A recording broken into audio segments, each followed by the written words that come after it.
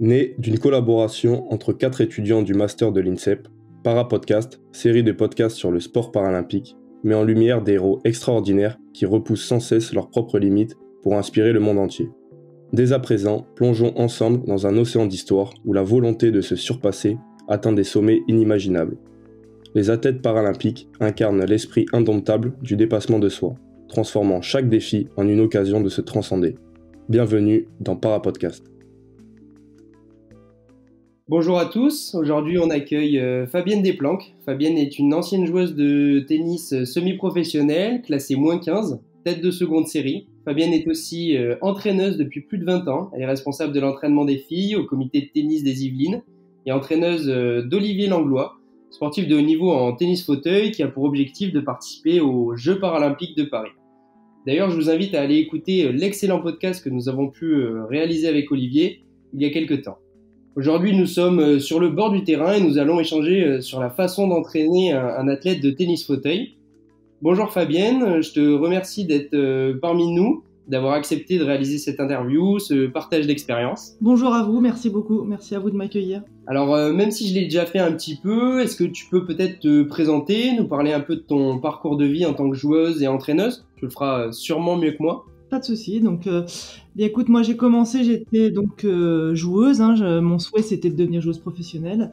J'ai été en pôle France quand j'étais jeune. J'ai vraiment écumé le circuit jusqu'à 18 ans. Je suis montée 800e WTA et -15 sur le niveau du classement français.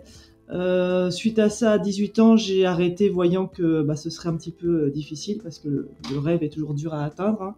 Et donc, fort de cette expérience de joueuse, j'ai voulu passer mes diplômes d'entraîneur, BE1, BE2, et me lancer donc dans l'enseignement, dans la transmission. Et donc, je suis arrivée au comité des Yvelines de tennis en 2003, ça fait donc 20 ans maintenant, pour m'occuper des jeunes et essayer de transmettre au mieux ce que j'avais appris, moi, dans mon expérience de joueuse. D'accord, super, je te remercie. Déjà un beau passé d'entraîneuse. Comment tu as commencé à entraîner Olivier? Donc ça c'est assez récent, depuis 2 ans et demi je crois. Oui, tout à fait. En fait, il y a 4 ans de ça, Aurélie Somariba, qui est la responsable du tennis fauteuil sur l'Île-de-France, a monté une structure ici au sein du comité. Et donc je me suis portée volontaire en fait pour me former parce que ça m'intéressait. C'est toujours une ouverture d'esprit et des compétences supplémentaires à mon acquis. Et donc j'ai décidé de passer la formation et de me lancer. Et j'ai commencé par entraîner un joueur qui s'appelait Anthony Beauclé, qui joue plus au tennis maintenant, mais qui, quand je l'ai eu, a réussi à devenir champion de France seconde série. Et puis s'est greffé sur cet entraînement Olivier, qui est arrivé un petit peu plus tard. Et donc je m'en suis occupée dès le départ. Et puis notre relation perdure, ça se passe très bien. Donc j'en suis arrivée là de cette manière. Ok, super, ouais. Je pensais que c'était le premier athlète non valide que tu entraînais, donc en fait non, tu avais déjà eu un athlète auparavant. Tout à fait. Ok. Et alors comment est-ce qu'on entraîne un athlète en tennis fauteuil? Quelle différence on peut faire dans l'entraînement entre un joueur de tennis valide et un joueur de tennis fauteuil? En fait, la grosse différence, évidemment, vous vous en doutez, c'est le maniement du fauteuil, qui n'existe pas sur les joueurs valides. Après, sur l'aspect technico-tactique, il y a quand même beaucoup de similitudes, même si le fait d'être en fauteuil, ça induit quand même tactiquement des différences sur les zones de jeu à jouer, les trajectoires de jeu à jouer, et puis il y a aussi l'histoire des 2 rebonds qui change quand même beaucoup de choses dans l'approche. Et puis après, c'est essentiellement du maniement de fauteuil, savoir comment tourner, comment pivoter, etc.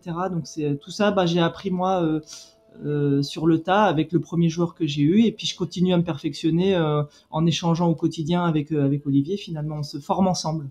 Bien sûr, ouais, c'est commun. Et donc, est-ce qu'il y a des formations pour apprendre toutes ces techniques de tennis fauteuil? Oui, il y a des formations qui sont organisées par la fédération et par les ligues. Donc moi j'en ai fait une. Après c'est des formations qui sont assez courtes. Donc si tu sors pas de la formation en étant complètement paré pour entraîner un joueur en tennis fauteuil, mais tu as quand même quelques bases, quelques notions.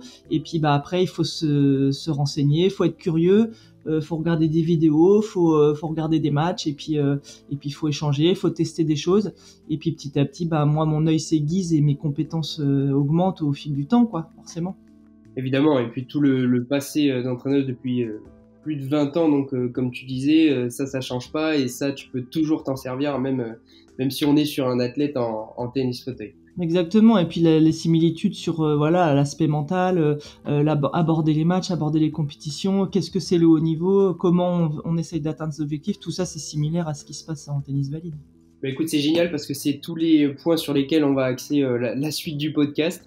Déjà, d'un point de vue stratégique, est-ce qu'il y a des choses qui changent par rapport à un athlète valide? Sur le terrain, tu veux dire, sur l'entraînement pur? Ouais, par exemple, ouais. Sur l'entraînement pur, là pour l'instant on est dans l'entraînement. Oui, il y a les zones de jeu notamment qui comptent beaucoup. Alors tu vois, quand on est en tennis valide, on demande à faire beaucoup bouger les adversaires, etc. Alors qu'en tennis fauteuil, on est plus sur de la fixation. Quand on joue sur le corps d'un joueur en fauteuil, évidemment avec le fauteuil à dégager, c'est beaucoup plus lourd, beaucoup plus difficile. Donc en fait, quand on joue sur les joueurs, c'est assez embêtant pour eux. Donc ça, c'est des zones quand même qu'il faut privilégier. Et puis après, il y a tout ce qui est les pivots. En fait, les pivots, c'est vraiment hyper important. Savoir se replacer dans le bon sens par rapport à la balle qui va arriver ou par rapport à la balle qu'on a produite.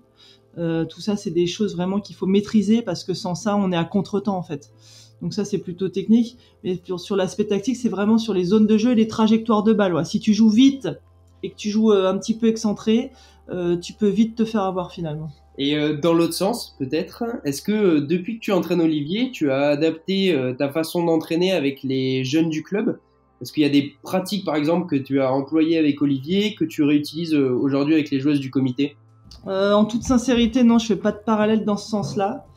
Parce que bon, c'est deux choses différentes et puis ça fait moi 20 ans que j'entraîne quand même sur les jeunes, que j'ai une façon de faire, tu vois. Après, bien sûr, il y a toujours des petits exercices, des petites pratiques qui peuvent être intéressantes, mais globalement, c'est plutôt l'inverse que je fais. C'est-à-dire que j'utilise beaucoup d'exercices du tennis valide que j'adapte au tennis fauteuil. Et donc maintenant, ça fait plus de 2 ans, on a dit que tu entraînes Olivier. Oui. Comment en fait, cette relation, elle a évolué au fil du temps? Il y a dû avoir des moments un peu plus compliqués que d'autres. Comment on gère ces moments? Et j'imagine qu'au début, c'est pas simple de prendre un athlète en tennis fauteuil. Donc, comment ça s'est passé ça? Bah déjà, la grosse différence, c'est que l'athlète tennis fauteuil, c'est un adulte. Voilà, il a mon âge. Donc forcément, la relation avec un joueur de cet âge-là, qui plus est, étant prof de tennis, donc a beaucoup déjà de certitude et de connaissances dans le domaine. Il doit se lancer dans un nouveau sport parce que malgré tout c'est un nouveau sport même s'il connaît le tennis et donc déjà tu vois c'est beaucoup de choses à gérer dès le départ et mais bon on est voilà comme c'est quelqu'un de voilà qui a 40 ans et qui est très mature, l'échange il est hyper riche. Après c'est sûr que moi j'arrive avec un passé de joueuse plutôt sur le haut niveau et donc j'ai des exigences et des façons de voir les choses pour atteindre son objectif qui parfois peuvent être décalés par rapport à ce que lui imaginait. Et donc on échange beaucoup. Au début, il y avait énormément de discussions. On n'était pas toujours en accord, mais malgré tout, ça se finissait toujours bien. Et là, je pense qu'au fil du temps, voilà, il a énormément progressé sur son approche par rapport à tout ça, qu'on se comprend beaucoup mieux et que du coup, la relation là, depuis un certain temps, elle est vraiment productive, quoi, vraiment bonne, vraiment productive. Ok, génial. Et est-ce que tu peux nous dire peut-être à quelle fréquence tu l'entraînes par semaine? Combien de temps vous voyez en fait par semaine? On se voit tous les jours sauf le mercredi. Tous les jours, tous les matins. Moi, je l'entraîne lundi matin, mardi matin, jeudi matin, vendredi matin et vendredi après-midi. Donc, quand il est là et qu'il n'est pas en compétition, on se voit quasiment tous les jours, quoi. Donc, d'où l'importance de bien s'entendre et de bien se comprendre. Olivier nous a fait part du fait qu'il a longtemps caché son handicap et que maintenant il est plus libre d'en parler. En révélant ce handicap, il encourage à la sensibilisation, la discussion autour de tous ces handicaps invisibles. Est-ce que tu penses avoir participé au fait qu'il arrive aujourd'hui à en parler ouvertement, à accepter cette condition physique qui n'était pas évident pour lui? Je pense qu'il y a tout un environnement qui a fait que petit à petit il s'est libéré et qu'il a accepté son handicap. J'en fais forcément un petit peu partie, mais au départ, c'est Aurélie, ma collègue, qui l'incite à se mettre dans le fauteuil, qui lui explique que c'est possible. Et puis petit à petit, il a fait aussi un travail sur lui avec une psy pour l'aider aussi à accepter ce handicap, parce que comme il le dit très bien, c'est un handicap invisible. Et en fait, ce qu'il faut pas oublier de dire, c'est que quand il est arrivé dans ce milieu de tennis fauteuil, il a quand même été assez mal accueilli par l'ensemble des joueurs. parce qu'en effet, entre guillemets, il était moins handicapé que les autres, tu vois. Donc du coup, ça a été assez dur pour lui d'être accepté dans ce milieu. Il a dû se faire sa place. Franchement, c'était pas simple et vraiment, je le félicite parce que il a eu beaucoup de résilience par rapport à tout ça. Tu vois, il aurait pu abandonner et il a tenu bon malgré tout. Et puis il s'est imposé par son tennis, par sa qualité de jeu, et puis parce que c'est un gars très sympa et qu'il a su se faire accepter aussi par le milieu, quoi. Mais c'était très difficile parce qu'en effet, ce handicap invisible. Et bah ouais, on le voit pas, donc forcément on se dit mais qu'est-ce qu'il fait là? Pourquoi il se met en fauteuil? Il marche. Donc à chaque fois il faut qu'il explique et c'est pas évident quoi. Donc voilà. Ouais, c'est ce qu'il nous a un peu expliqué sur l'autre podcast que il avait il entendait certaines remarques pas très sympas sur le cours. Donc ça il nous a fait part de ça et que c'était pas forcément très facile à gérer au début, quoi. Ouais, exactement. Donc au début difficile et puis à force de travail, de confiance en son environnement proche aussi, petit à petit il a accepté ce handicap et puis il en fait une force aujourd'hui parce que comme on en parle souvent tous les deux, je dis vive ce que tu vis aujourd'hui avec ce handicap qui te permet entre guillemets de faire ça. C'est quelque chose que tu n'aurais jamais vécu. Tenter de te qualifier pour des Jeux Olympiques, c'est pas à la portée de tout le monde, quoi. Bien sûr. Donc quelque part, il a transformé ce handicap en une opportunité, quoi. Voilà, donc Olivier a pour objectif la participation aux Jeux paralympiques cet été. Comment, d'un point de vue plus spécifique, peut-être, comment est-ce qu'on entraîne un athlète qui pense à ça tous les jours et surtout qui a un objectif à très court terme maintenant? Et puis est-ce que cet objectif est toujours réalisable de ton point de vue? Comment on s'y prend en fait? Alors l'objectif déjà d'une, il est complètement réalisable, sinon on serait pas là en train de s'entraîner et d'essayer de l'atteindre. Donc oui, parce qu'aujourd'hui il est 60e mondial et que pour atteindre son objectif, il faut qu'il rentre dans le top 40, donc c'est carrément jouable.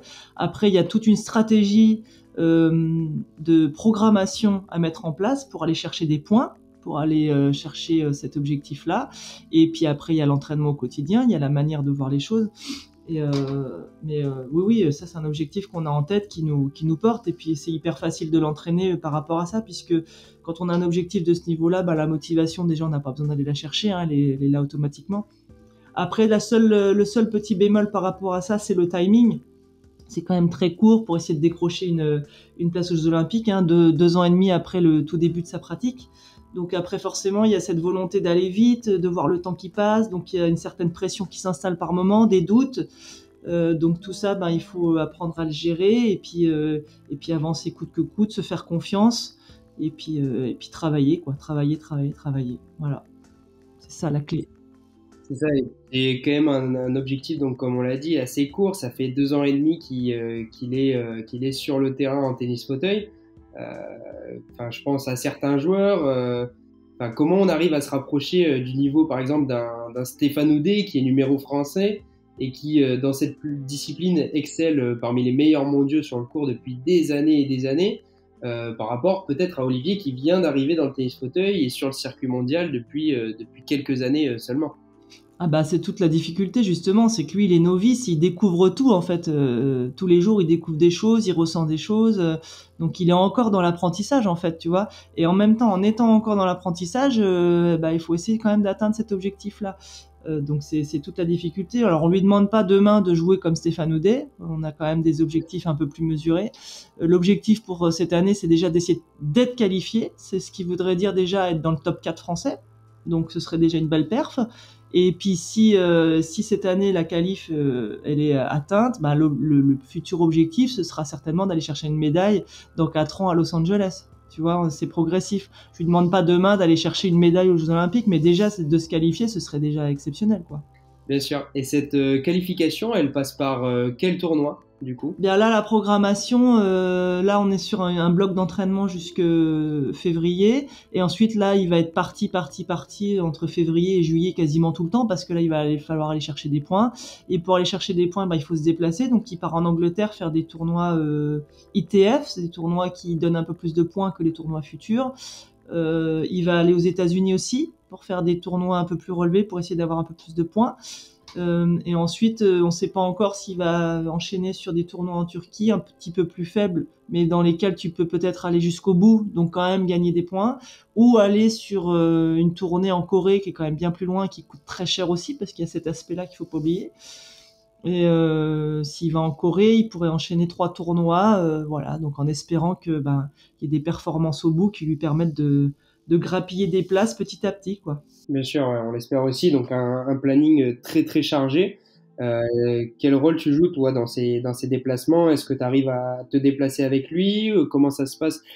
Si t'es pas forcément sur le court, vous arrivez à échanger à distance, c'est compliqué? Ouais, alors bon, forcément, je vais pas partir aux États-Unis ou en Corée, hein, c'est trop compliqué par rapport à tout ce que j'ai à gérer moi ici au comité. J'ai été le voir sur les tournois qu'il a pu jouer sur le territoire français. Là, j'essaye d'y aller dès que je peux. Et puis après, on essaye de se téléphoner, d'avoir un œil, voilà, de peut-être que quelqu'un Aurélie accompagne par exemple sa joueuse Pauline qui est en même temps que Olivier sur un tournoi. J'ai le retour d'Aurélie. Sinon, j'ai le retour direct d'Olivier, mais on sait qu'un joueur, quand il est en train de jouer, il se voit pas. Donc, l'analyse est pas forcément toujours la même que celle que je ferais moi quand j'y suis. Mais bon, c'est toujours un retour. C'est sûr que il y a mieux comme organisation, comme suivi, mais en même temps, c'est le jeu. Hein. C'est-à-dire que comme voilà, il gagne pas beaucoup de sous, il peut pas payer un coach, tu vois, pour l'encadrer partout. Déjà, le comité l'a mis à disposition. Toute une structure pour l'entraîner, pour le suivre autant qu'on peut, mais aller sur des déplacements aussi lointains qui coûtent très très cher et qui prennent beaucoup de temps, c'est encore trop compliqué pour moi, quoi. Ouais, bien sûr, l'aspect de l'argent est très très compliqué ici, surtout sur un sportif de haut niveau, comme tu l'as dit, qui gagne pas forcément comme un valide ou comme un top 10 mondial qui pourrait se déplacer un peu partout.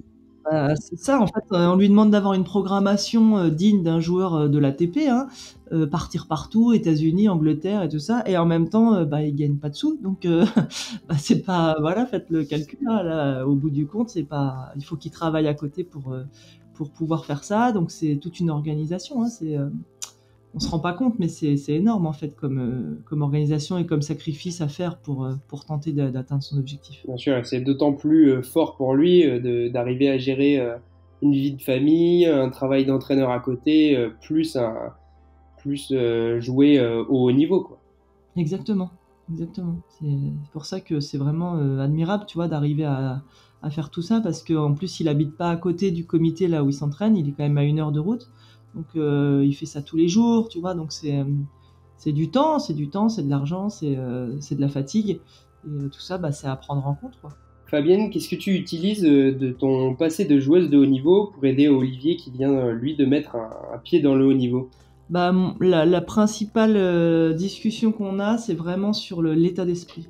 Pour moi, c'est vraiment ça qui doit encore progresser et qui est en train de progresser d'ailleurs. C'est en fait, finalement, ces joueurs en tennis fauteuil, de manière générale, comme il y a peu de joueurs et peu de joueuses, ils se retrouvent très vite bons dans leur discipline de tennis fauteuil et très vite parachutés en tant que sportifs de haut niveau.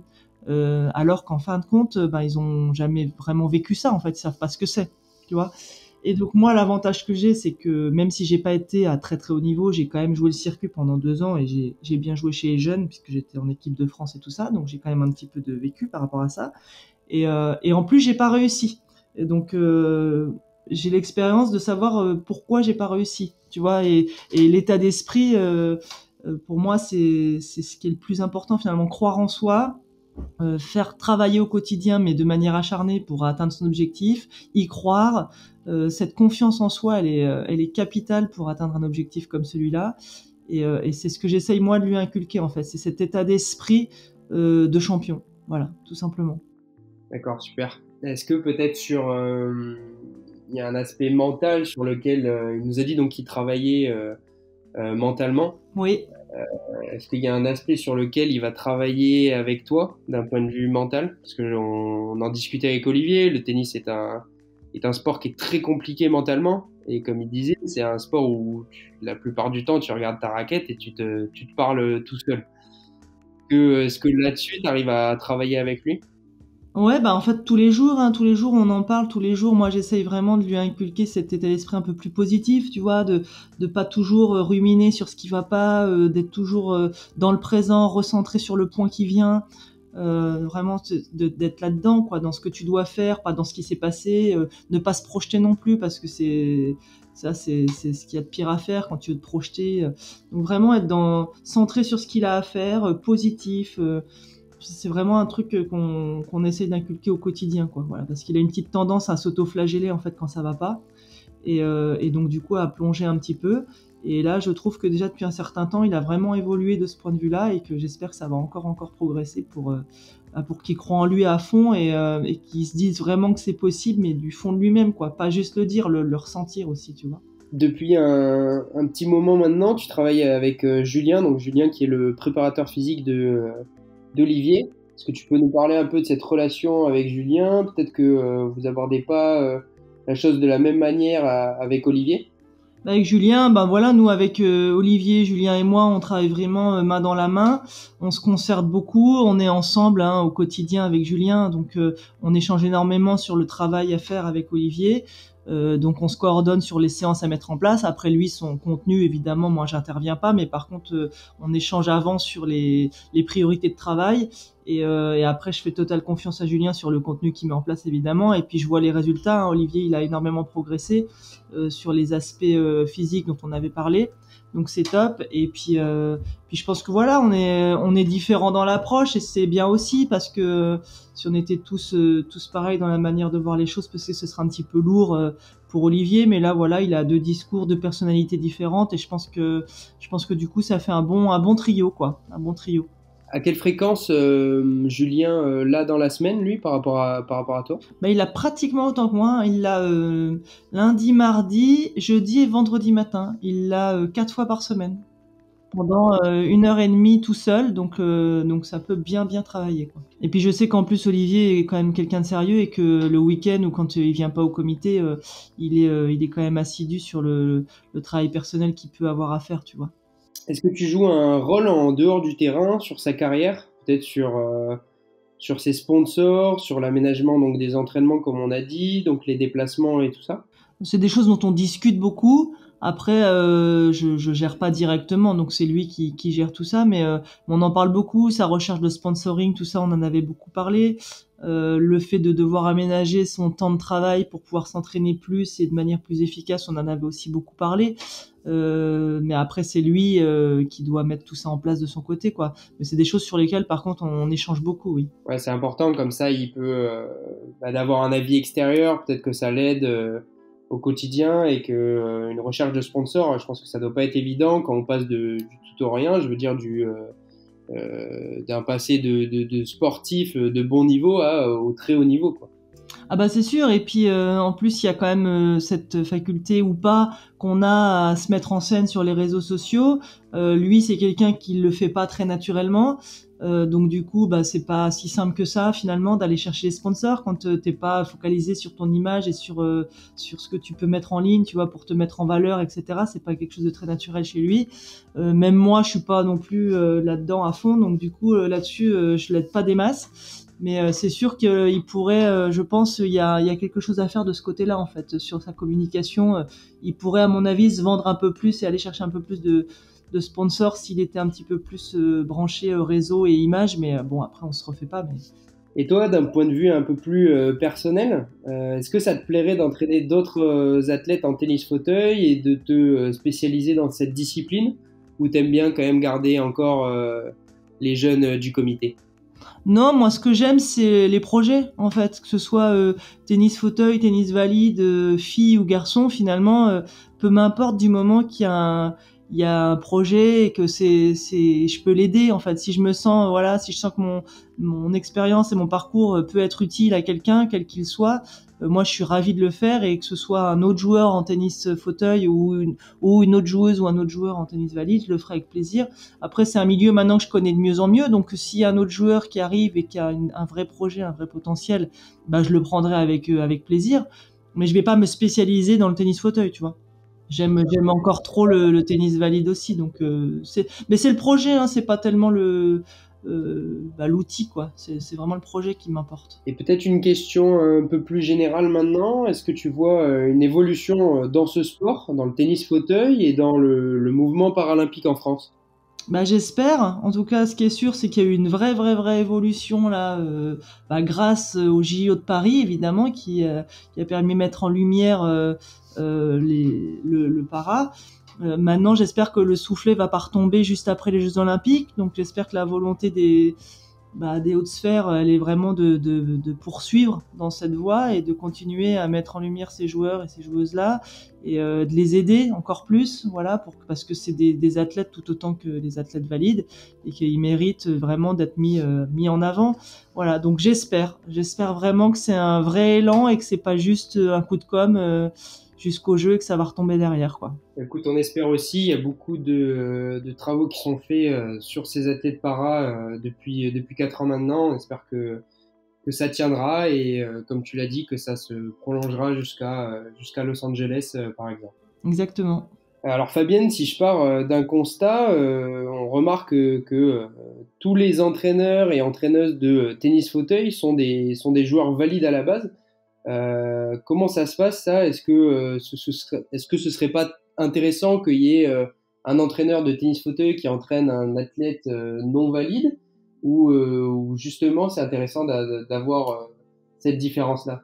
Je pense que tout est envisageable, hein. Évidemment, il y a quand même très peu de joueurs en fauteuil qui sont entraîneurs aussi, donc c'est aussi ça la difficulté. Maintenant, quand on est entraîneur valide et qu'on se retrouve face à quelqu'un qui est en fauteuil, la difficulté c'est de savoir comment tu vas t'y prendre en fait, tu vois, psychologiquement avec cette personne-là par rapport à son handicap. Est-ce que t'en parles, est-ce que t'en parles pas, est-ce que tu te comportes différemment sous prétexte qu'il est en fauteuil ou pas. Moi personnellement, tu pourras demander à Olivier, ma façon d'être, elle a pas changé mais d'un iota par rapport à quelqu'un de valide.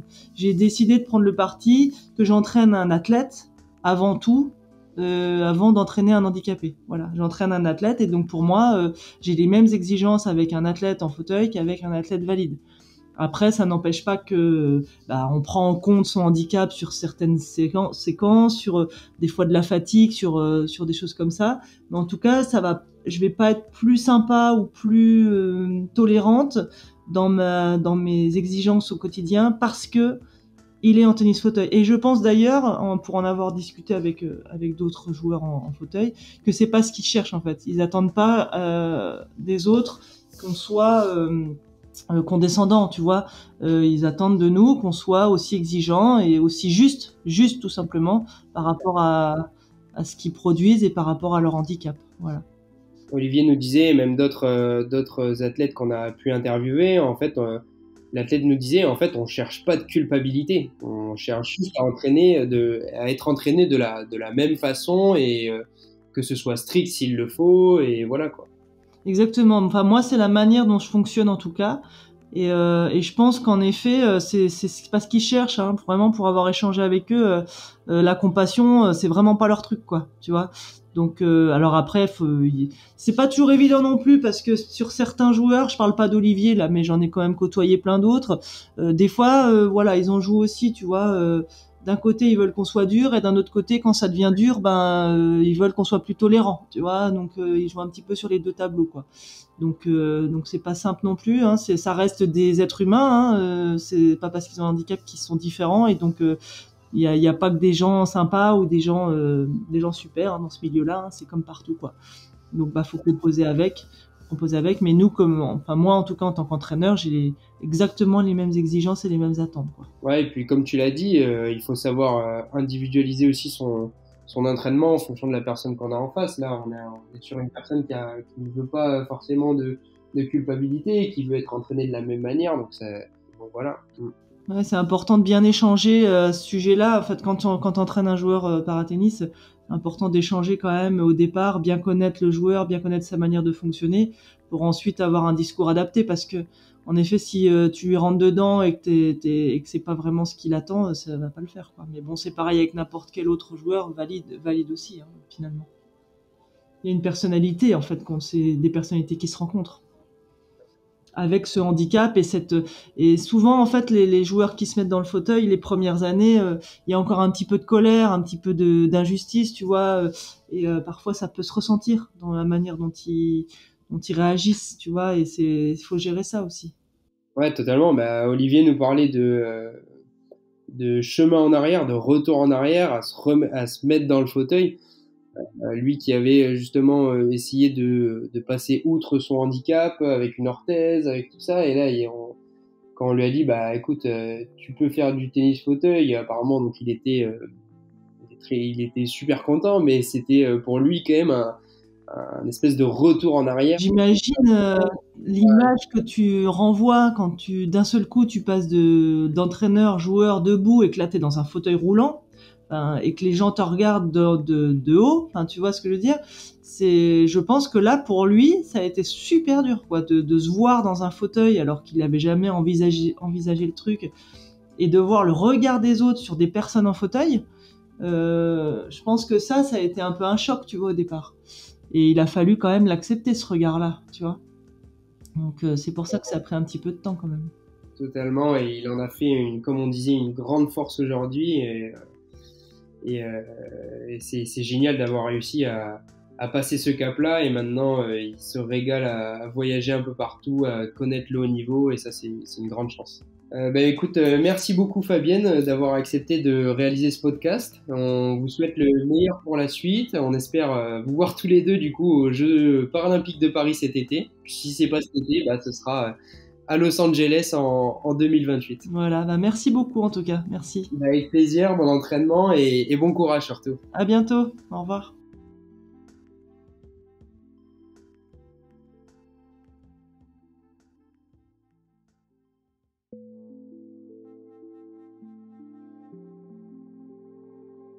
Parapodcast est une production de l'unité de production audiovisuelle de l'INSEP, animée par Lucas Bourgeois, introduction par Thomas Hubert. Merci à Margot Hollermans, référente et assistante sociale au sein de l'INSEP, et à Sylvain Bégaud pour le support technique.